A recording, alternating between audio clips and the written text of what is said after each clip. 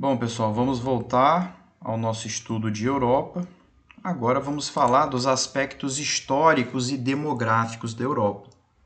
Aspectos demográficos são aqueles referentes à população europeia.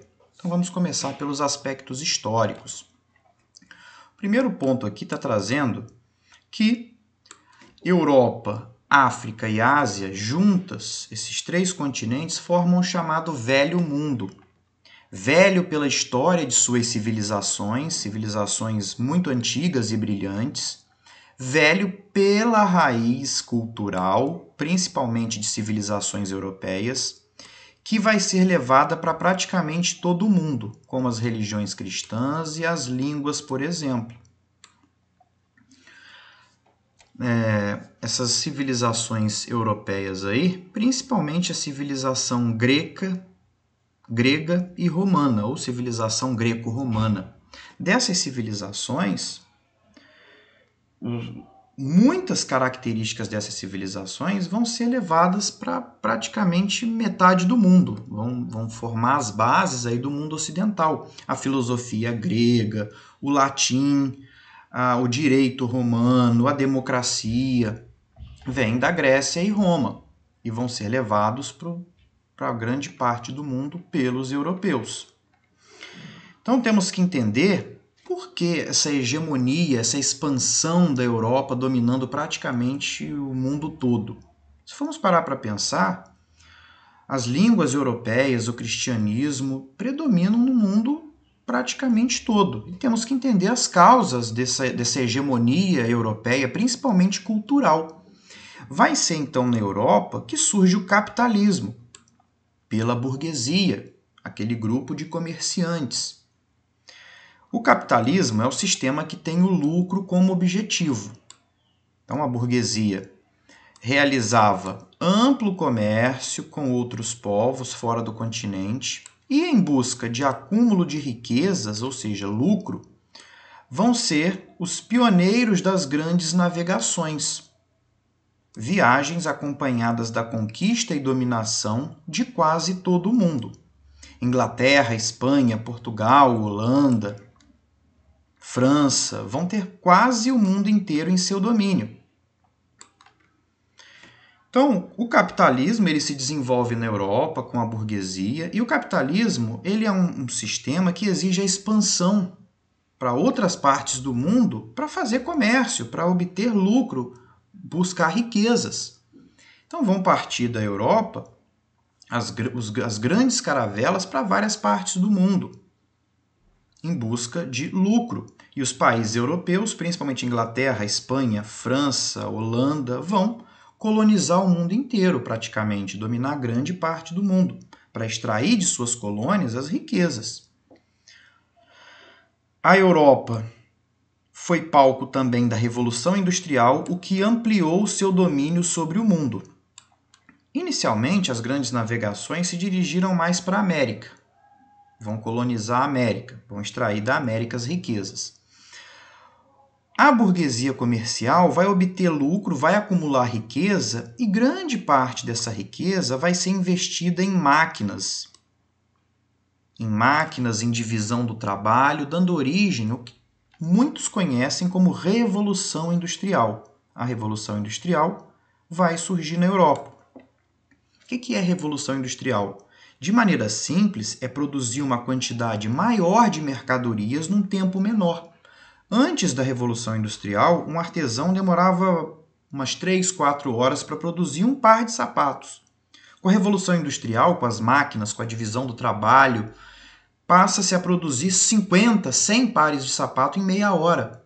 Então, a Revolução Industrial ela vai gerar um excedente de produção, uma quantidade enorme de mercadorias que vai precisar de mercado consumidor. E, mais uma vez, os países europeus, pioneiros da Revolução Industrial, o primeiro foi a Inglaterra, vão novamente colonizar grande parte do mundo, principalmente agora a África e uma parte da Ásia. Para que eles vão ocupar a África e a Ásia? Para obter desses territórios matéria-prima e principalmente mercado consumidor para as mercadorias da Revolução Industrial. Por conta das rivalidades entre os países na briga por colônias, no século XX a Europa vai ser palco de duas grandes guerras mundiais, o que de um lado fez com que perdesse a hegemonia mundial para os Estados Unidos e União Soviética, e de outro lado deixasse as rivalidades de lado e passassem a trabalhar em união. Vamos ter aí, depois da Segunda Guerra Mundial, o embrião da União Europeia. Então, as brigas por colônias entre Alemanha, Itália, França, Reino Unido, vão fazer esses países entrarem em guerra, e as duas guerras vão destruir a Europa. Vai passar a ter hegemonia no mundo Estados Unidos e União Soviética, e depois da Segunda Guerra Mundial, os países europeus começam a trabalhar em conjunto, buscando uma cooperação, uma integração entre eles, e aí vai ser o embrião da chamada União Europeia, que veremos mais adiante. Há aí imagens da civilização greco-romana, que vai ser levada para grande parte do mundo, dando origem ao que chamamos de mundo ocidental. O mundo ocidental, ele tem as suas bases nessas civilizações, Grécia e Roma antigas. As grandes navegações, com os países europeus, num primeiro momento, dominando a América, colonizando a América, buscando extrair riquezas, um empreendimento aí que vai ter a burguesia à frente. Imagem ilustrando também as grandes navegações, ou chamada também de expansão marítima europeia. E aí, nesse primeiro momento, o domínio da América. Num segundo momento, temos a Revolução Industrial, e agora a Europa dominando a África e parte da Ásia para obter mercado consumidor para as mercadorias da Revolução Industrial. As duas guerras mundiais. Europa no início da Primeira Guerra Mundial, e já vemos desde o início as fronteiras dos países, elas dificilmente vão respeitar a diversidade étnica, a diversidade de povos. Então vamos ter dentro dos países europeus muitos povos dentro de um mesmo país. Isso vai gerar muitos problemas, muitos conflitos de povos ali dentro daquele país brigando para se separar, para conseguir a sua independência, criar o seu próprio país, ter a sua própria soberania. Europa após a Segunda Guerra Mundial, as fronteiras novamente mudando por conta aí dos países vencedores delimitando as fronteiras, novamente fronteiras não respeitando a diversidade étnica existente. Durante a Guerra Fria, a Europa ficou dividida, Europa ocidental, capitalista, aliada dos Estados Unidos, Europa oriental, socialista, aliada da União Soviética. A União Soviética vai obrigar muitos países a adotarem o socialismo, e vamos ter a chamada Cortina de Ferro, ou seja, era uma situação em que os países da Europa Ocidental praticamente não mantinham contato com os países da Europa Oriental. Isso por conta da rivalidade que existia entre capitalismo e socialismo. E aí o Winston Churchill vai dizer que a Europa estava dividida por uma cortina de ferro, intransponível. Os países de um lado não mantêm contato com os do outro. Agora, pessoal, vamos falar dos aspectos demográficos da Europa. De início, já cabe salientar que a Europa é um continente com grande diversidade de povos. A população em 2017 era de aproximadamente 745 milhões de habitantes. A população europeia se distribui de forma irregular pelo território, ou seja, algumas partes muito povoadas, outras partes mais vazias. De amarelo aqui as partes mais vazias, geralmente por motivos naturais, como frio polar, altas montanhas, são áreas mais vazias demograficamente, ou seja, tem menor concentração populacional. Grande parcela dos países europeus tem uma população majoritariamente urbana, ou seja, vivendo nas cidades, isso por conta do desenvolvimento. Principalmente o desenvolvimento industrial vai levar para o campo a tecnologia e vai causar no campo o que a gente chama de mecanização. O campo mecanizado, cheio de máquinas, cheio de tecnologia, não precisa de mão de obra. Então o campo expulsa as pessoas, a zona rural expulsa as pessoas, que vão trabalhar na indústria, no comércio, nos serviços, que se encontram basicamente nas cidades. Aí a grande diversidade étnica, predomina o cristianismo como religião nos países europeus. Aqui, apenas a nível de curiosidade, temos o mapa da Espanha, mostrando vários povos. Na Espanha nós temos o povo castelhano, catalão, basco. Aqui também a Bélgica. Temos o povo flamengo, o povo valão, cada um com a sua cultura, com a sua língua. E há conflitos nos dois países. Há uma rivalidade entre os flamengos e os valões. Da mesma forma, vários movimentos separatistas na Espanha, o movimento separatista basco, o movimento separatista da Catalunha. O cristianismo é a religião predominante na Europa, tanto o catolicismo romano como o catolicismo ortodoxo e também o protestantismo. Os três tipos de cristianismo estão muito presentes na Europa, conforme vemos aqui no mapa. Católicos, protestantes e católicos ortodoxos são os grupos que predominam em termos de religião na Europa. A diversidade étnica, vários países europeus têm vários povos dentro deles, o que causa uma instabilidade em muitos países. Então vamos ter aqui apenas a nível de ilustração, temos um país, aí tem o povo A, povo B, povo C, e o povo A é dominante. E aí o povo B, que ocupa esse espaço, e o povo C, que ocupa esse, eles começam a reivindicar a sua separação, querem a soberania desses territórios. Para que eles querem a soberania desses territórios? Querem ter garantidos a sua soberania, para terem ali as suas crenças, cultura, idioma, além de ter o direito de escolher seu governo sem imposições.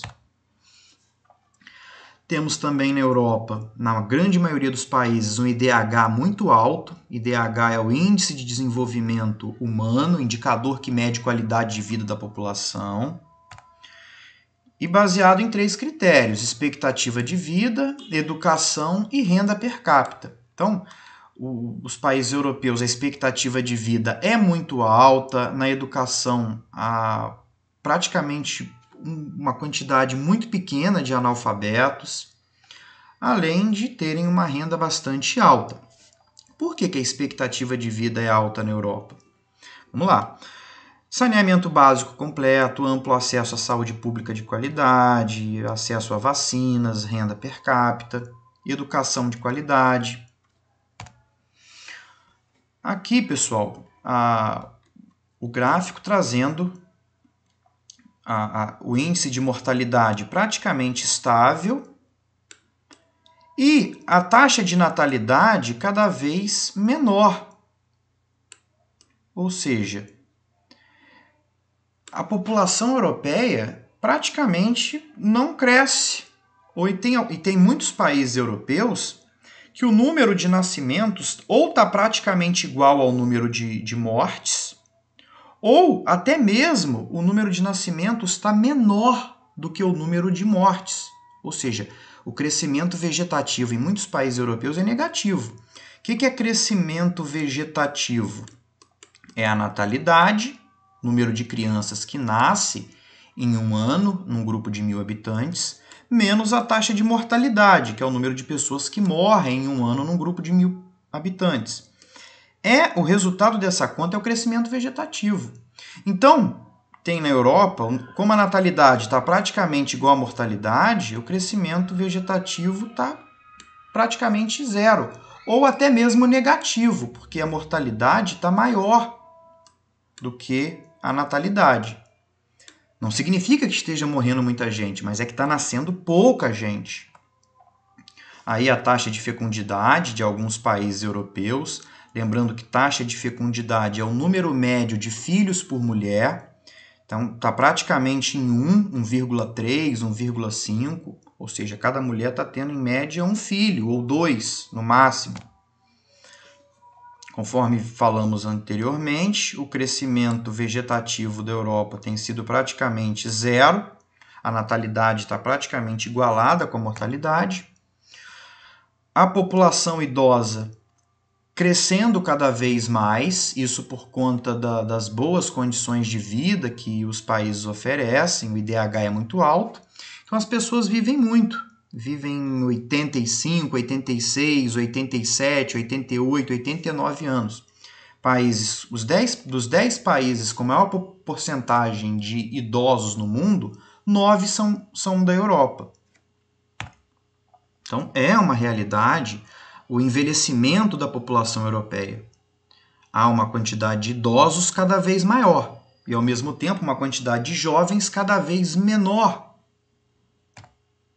Então, vamos entender melhor a pirâmide etária da Europa. O que é pirâmide etária? Figura que divide a população em faixa etária, aqui na base os jovens, no meio os adultos, no topo os idosos. Na Europa, muitos idosos. Por quê? Boas condições de vida. Expectativa de vida é alta, 80 e tantos anos, por causa de saneamento básico, saúde pública de qualidade, acesso a vacinas. Agora, o número de jovens cada vez menor. Por quê? Taxa de natalidade diminuindo, taxa de fecundidade diminuindo. Por que está nascendo pouca criança na Europa? Por vários motivos.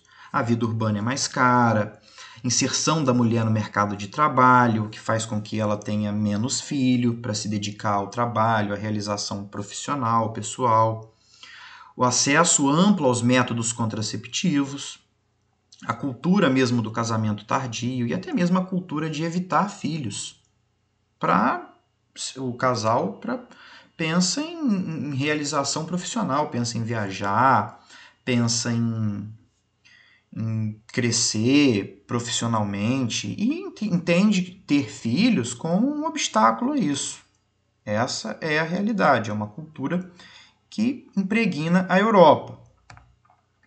Aí a pirâmide etária, apenas a nível de comparação, pirâmide etária da Itália e do Quênia. Na Itália, muitos idosos e uma quantidade de jovem cada vez menor, e no Quênia o contrário. Poucos idosos, porque o país tem o IDH baixo, e muitos jovens, porque a natalidade é muito grande, pouco acesso a métodos contraceptivos, pouca inserção da mulher no mercado de trabalho, um índice de urbanização relativamente baixo. Agora, para terminar, pessoal, apenas algumas informações gerais, muitas delas resumindo o que já falamos. A Europa é um continente populoso e povoado, densidade demográfica em torno de 75 habitantes por quilômetro quadrado. O que é densidade demográfica? É dividir a população absoluta pela área. Então, como a Europa é um continente pequeno, relativamente pequeno, a população acaba sendo grande para aquele espaço. Então, a gente diz que a Europa é um continente povoado. E, por ter mais de 700 milhões de habitantes, dizemos que é um continente populoso. A Europa tem apresentado baixo crescimento demográfico, nasce cada vez menos crianças, possui população em torno de 745 milhões de habitantes, com estimativa de diminuição para as décadas seguintes. Então, a população europeia tem projeção de diminuir nas próximas décadas e não aumentar. É uma característica da ampla maioria dos países europeus um bom IDH, graças ao chamado welfare state, que é o estado de bem-estar social. É o Estado dando aos cidadãos uma saúde de qualidade, uma educação de qualidade, habitação, várias garantias como seguro-desemprego, um salário bom, baixa natalidade e alta expectativa de vida. Ou seja, baixa natalidade, pouca criança nascendo. E alta expectativa de vida significa idosos vivendo cada vez mais. Fazem crescer a proporção de idosos, já causando problemas previdenciários. Como assim? Está sendo cada vez mais difícil para vários países europeus pagar aposentadorias de uma quantidade cada vez maior de idosos, enquanto a base, o número de jovens, cada vez menor. Então, há problemas previdenciários, problemas relacionados aí a aposentadorias e pensões. Muitos países europeus estão numa crise previdenciária, já pensando em aumentar a idade para se aposentar, fazendo aí uma reforma na Previdência. Muitos países estão endividados por conta disso. E, para terminarmos, um fato curioso é o suicídio elevado nos países do leste europeu, os que antigamente eram socialistas. Estão, na maior parte dos casos, essas taxas relacionadas com a pobreza, desemprego, consumo excessivo de álcool, afetando, sobretudo, a população masculina. Assim, pessoal, terminamos essa primeira parte de aspectos históricos e demográficos da Europa. Vamos ainda, num segundo vídeo, continuar falando da população europeia.